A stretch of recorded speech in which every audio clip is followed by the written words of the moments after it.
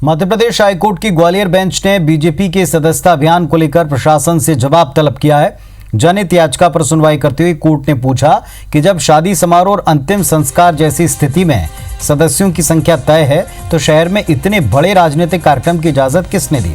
कार्यक्रम में social distancing कहां दिख रही है? हाईकोर्ट ने साफ पूछा कि कोविड को लेकर केंद्र, राज्य और सुप्रीम कोर्ट की गाइडलाइन का पालन क्यों नहीं कराया गया। कोर्ट ने इसको लेकर ग्वालियर, भिंड, मुरैना कलेक्टर से 15 दिन में स्पष्टीकरण देने को कहा है। जनहित याचिका हेमंत राणा ने दाखिल की थी, जिसमें दलील दी गई थी कि कोरोना वायरस शहर में तेजी से फैल रहा है, रोजाना 100 से ज्यादा मरीज मिल रहे हैं और ऐसे में बीजेपी के सदस्यता अभियान से संक्रमण का काफी खतरा है। ये बीजेपी का सदस्यता अभियान जो 22 से लेके अभी तक आज दिनांक तक चला गया, उसमें कितनी गैदरिंग हुई, उनकी सोशल डिस्टेंसिंग का क्या उसमें था।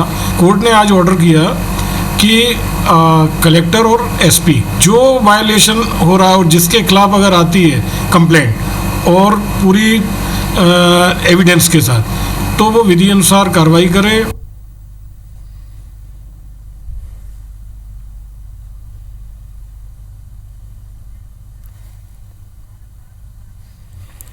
और ग्वालियर से हमारे सहयोगी नासिर गौरी इस वक्त हमारे साथ में लाइव जुड़ रहे हैं, सीधे उनका रुख करते हैं। नासिर, लगातार सदस्यता अभियान को लेकर एक तरफ जहां कोर्ट ने पूछा, प्रशासन कटघरे में आ गया, दूसरी तरफ दावा है कि 50,000 से ज्यादा लोग बीजेपी में प्रवेश कर गए, शामिल हो गए।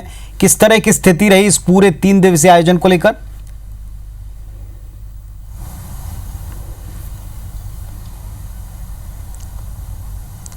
देखिए, बीजेपी का जो 3 दिवसीय आयोजन था आज उसका समापन हो गया है और ऐसे में ज्योतिरादित्य सिंधिया ने दावा किया है कि 50,000 से ज़्यादा जो कांग्रेसी थे वो अब बीजेपी में शामिल हो गए हैं और ये एक बड़ी संख्या है जो उनको उपचुनाव की जो सीटें हैं तो वो उसके लिए कई सारे अहम हैं, क्योंकि अब उपचुनाव हैं। और सबसे खास बात यह है कि इस बीच में देखा जाए तो कोविड की गाइडलाइन का जमकर उल्लंघन किया गया है, चाहे कांग्रेस हो चाहे बीजेपी, क्योंकि बीजेपी ने दावा ये किया था कि हज़ारों लोग शामिल होंगे, जहाँ सोशल डिस्टेंसिंग का कहीं पर भी पालन नहीं किया गया। और सबसे खास बात ये रही कि इसी बात को लेकर पिटीशन दायर की गई थी और आज पिटीशन तब सुनवाई में आई जब उसका लास्ट प्रोग्राम था।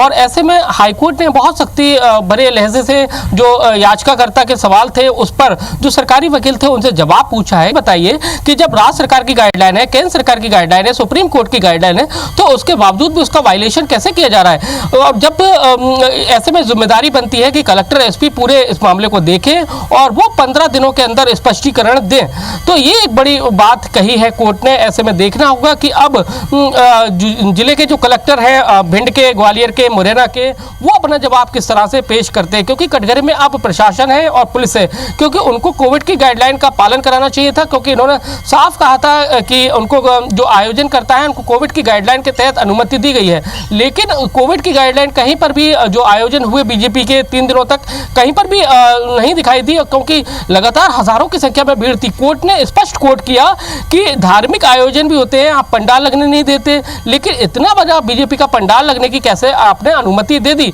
सबसे बड़ा सवाल ये उठ रहा है, क्योंकि 20 से 25 लोगों को आप अनुमति दे रहे हैं, लेकिन वही बीजेपी के आयोजन में आप 1000 लोगों की अनुमति कैसे देते हैं? तो कुल मिलाकर देखा जाए तो अब प्रोग्राम खत्म हो गया है, लेकिन अब उसके बाद दूसरी खबर यही है कि अब प्रशासन को अपना और पुलिस को अपना जवाब पेश करना है कि कोविड की गाइडलाइन पर उल्लंघन हुआ, अगर उल्लंघन हुआ तो आपने उस पर क्या कार्रवाई की।